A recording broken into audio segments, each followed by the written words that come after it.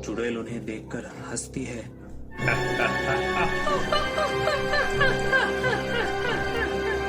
ये कहानी है एक गांव की। गांव के लोग काफी खुशी से रहते थे। उस गांव में सारी सुख सुविधाएं उपलब्ध थी, जिसकी वजह से गांव के लोगों को कहीं दूर या शहर नहीं जाना पड़ता था। उस गांव में दो दोस्त रहते थे। उनका नाम कृष्णा और कन्हैया था। वो रोज अपने खेतों पे काम करने जाते और रात होने से पहले ही घर लौट आते थे। फसल खेतों में तैयार हो चुके थे। उस दिन फसल की कटाई का दिन था। ट्रैक्टरों की संख्या गांव में कम थी, इसीलिए उस दिन फसल खेत से घर लाने में देर हो गई थी। जब उस ट्रैक्टर वाले के पास गए और बोले, भाई ट्रैक्टर कब तक फ्री होगा तुम्हारा? फसल खेत पे तैयार रखा है, बस लोड करके घर लाना है। कृष्णा भैया, आज तो देर हो जाएगी। मुझे यहाँ काम खत्म करके अपने ससुराल जाना है। बीवी मायके गई है, बस उसे ही लेने जाना है। आज आपका काम नहीं कर पाऊंगा। हाँ, कल सुबह जरूर सबसे पहले आपका काम कर दूंगा। कृष्णा परेशान हो गया कि फसल खेत से कोई चुरा ले गया तो। वो कन्हैया को सारी बात बताता है और अपने साथ खेत पे ले जाता है। अंधेरा हो चुका था।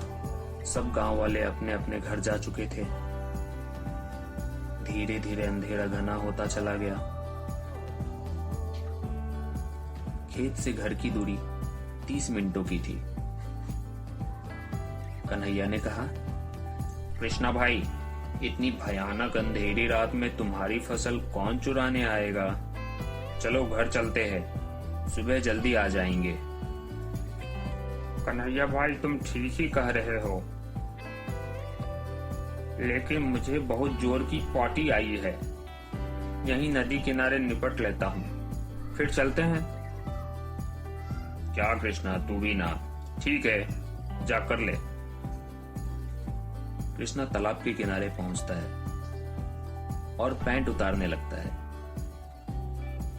तभी पास का पेड़ जोर से हिलता है, मानो जैसे कोई बड़ा पक्षी आकर पेड़ पे बैठा हो।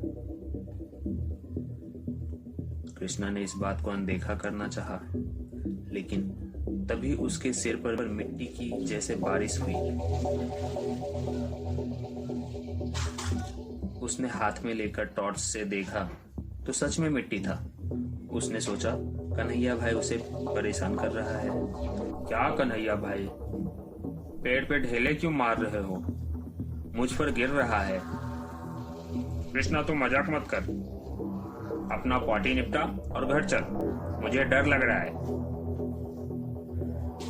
ये सुनकर कृष्णा घबरा गया और सोच में पड़ गया कि पेड़ से तो पत्ते और सूखी लकड़ियां गिरनी चाहिए, मिट्टी क्यों गिर रहा है? तभी फिर से ऐसा ही होता है। और वो कन्हैया को पास बुला के सारी घटना बताता है और मिट्टी दिखाता है। कन्हैया भाई, मैं 3 गिनूंगा तो एक साथ ऊपर देखेंगे। 1, 2, 3। कृष्णा ने टॉर्च पेड़ की तरफ जलाया और दोनों चीख पड़े, बचाओ बचाओ बचाओ। उन्होंने देखा एक हरे मुंह वाली चुड़ैल पेड़ पे लटक रही है। डरावना चेहरा, नुकीले नाखून और करे बाल। चुड़ैल उन्हें देखकर हंसती है।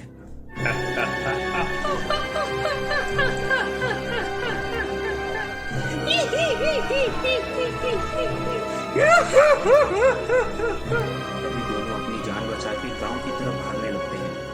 वे कुछ ही दूर गए होंगे कि वो चुड़ैल एक कुत्ते का रूप धारण कर लेती है, लेकिन वो कुत्ता भौंकने की जगह कुछ और ही आवाज निकाल रहा होता है। गांव की 30 मिनटों की दूरी उन्होंने अपने डर की वजह से सिर्फ 5 मिनटों में तय कर डाली। गांव के बाहर एक बुजुर्ग घर के बाहर चारपाई पे बैठा था। कृष्णा और कन्हैया उनके पास जाकर सारी घटना बताते हैं। तब तक वो ना जाने कहाँ गायब हो जाता है। भगवान का शुक्र मानो कि तुम्हारी जान बच गई। वो कुत्ता नहीं, चुड़ैल ही थी। आज के बाद देर रात उस नदी के पास कभी नहीं जाना। वो भूतिया नदी है। उस बूढ़े आदमी की बात मानकर दोनों और भी डर जाते हैं। किसी तरह वो अपने घर पहुंचते हैं और किसी को बिना कुछ बताए जाके चुपचाप सो जाते हैं।